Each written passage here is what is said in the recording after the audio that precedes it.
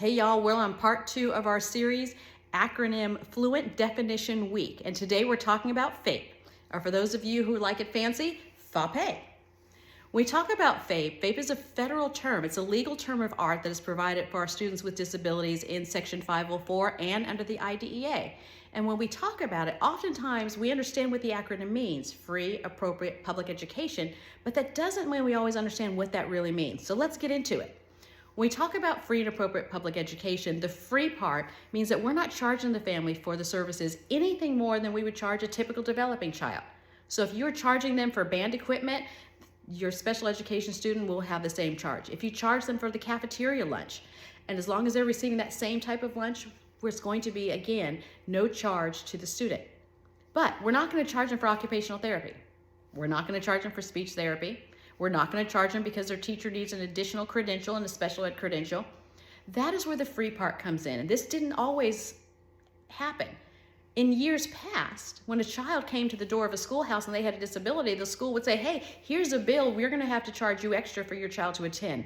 That was part of the purpose of the IDEA, so that kids can come and receive an education. The A, free appropriate. Appropriate means it's appropriate to meet the needs of this child.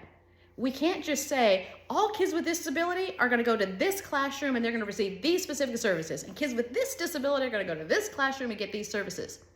What's appropriate based on the individual needs of this child? That's the standard. We take an independent look at this kid, we do our evaluations, we decide what's appropriate that's going to allow this child to access their education. What do we need to provide the students so that we're going to level the playing field so that they can receive an educational benefit? P is the public, free, appropriate public education. Now, people get confused on this one. Let me tell you why. It's because the law says it doesn't have to be in a public school brick and mortar building.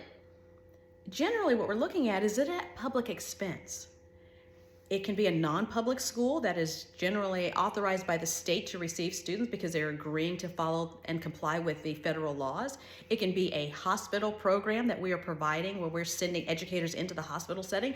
It could be home instruction. It could be a residential school in the state you're in or in another state, depending on the needs of the student.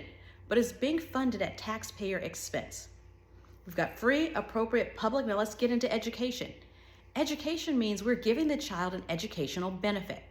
Now, it has been determined that that benefit has to be meaningful specifically to that child.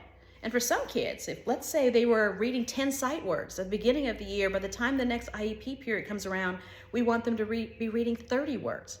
If we go from 10 to 30 from some kids, that is phenomenal. And for other kids, that's not meaningful progress. Again, it goes back to being individualized. When we talk about FAPE, and when you're trying to explain it to parents, it's important for you to understand what that term means so that you can then explain it to parents, explain it to other educators, explain it to folks on your campus. Free, appropriate public education. Stay tuned. We're talking about least restrictive environment next. Take care, y'all.